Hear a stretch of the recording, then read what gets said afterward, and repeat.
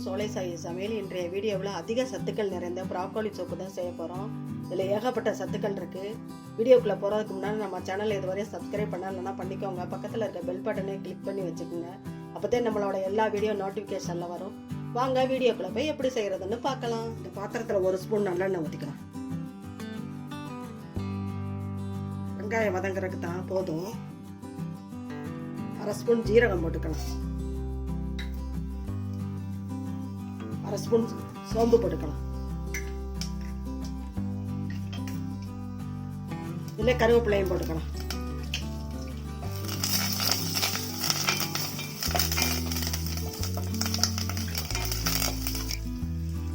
ரெண்டு பூண்டு பல்லு பொடியா நறுக்கி வச்சுருக்கேன், அதையும் போட்டுக்கலாம்.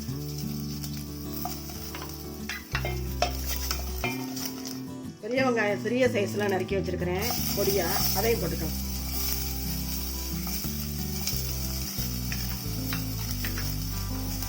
வெங்காயம் வதங்குறதுக்கு உப்பு போட்டுக்கலாம்.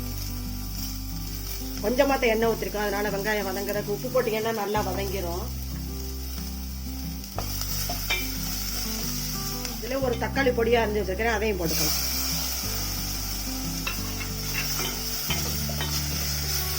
ப்ராக்கோலி தான் அதிகமாக இருக்கணும்.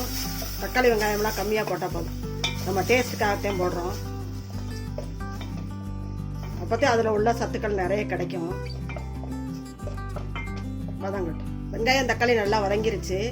இதில் ப்ராக்கோலியை போட்டுக்கலாம். 2 தடவை நல்லா கழுவி சுத்தம் பண்ணி எடுத்து வச்சிருக்கிறேன், அதை போட்டு வதக்கிக்கலாம். ப்ராக்கோலியில் ரொம்ப சத்துக்கள் இருக்கு, நிறைய இருக்கு. விட்டமின் ஏ, கே, B9 நிறைய சத்துக்கள் இருக்கு. கூகுளில் போய் பார்த்தீங்கன்னா தெரியும். கேன்சர் செல்லெல்லாம் அழிக்கும்பாங்க. வளர்கிற பிள்ளைங்களுக்கெல்லாம் நல்லது. சர்ஜரி பண்ணிக்கிட்டு வந்தவங்களாம் இதை சாப்பிட்டா ரொம்ப நல்லது. ரொம்ப சத்துக்கள் இருக்கு.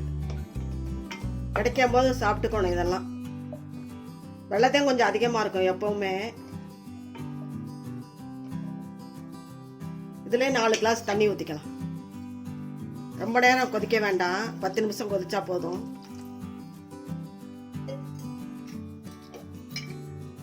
மஞ்சத்தூளும் போட்டுக்கலாம் லைட்டா.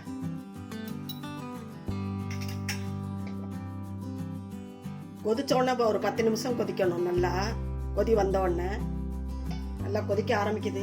ஒரு 10 நிமிஷம் கொதிச்சா போதும். ரொம்ப கரைய வேக விட வேண்டாம், சத்துக்கள்லாம் போயிடும். 3/4 வேக்காடு வெந்தா போதும். 10 நிமிஷம் ஆகட்டி பார்க்கலாம். 10 நிமிஷம் ஆயிடுச்சு, நல்லா கொதிச்சிருச்சு. இந்த அளவு வெந்தா போதும். இதில் கொத்தமல்லி தலையும் தூவிக்கலாம். புதினாவும் போடுறேன், நல்லா வாசனையாக நல்லா ஜீரணம் ஆகும்.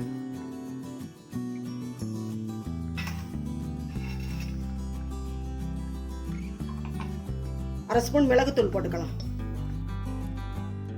தேவைன்னா அதிகமாக போட்டுக்கலாம். குழந்தைங்கலாம் குடிக்கும்போது காரம் இருக்குன்னு குடிக்க மாட்டாங்க, குடிக்கும்போது போட்டுக்கலாம் தேவைன்னா. நம்மளோட ப்ராக்கோலி சூப்பு சூப்பராக ரெடி ஆயிடுச்சு பாருங்க. 1/2 மணி நேரம் கூட ஆகலை.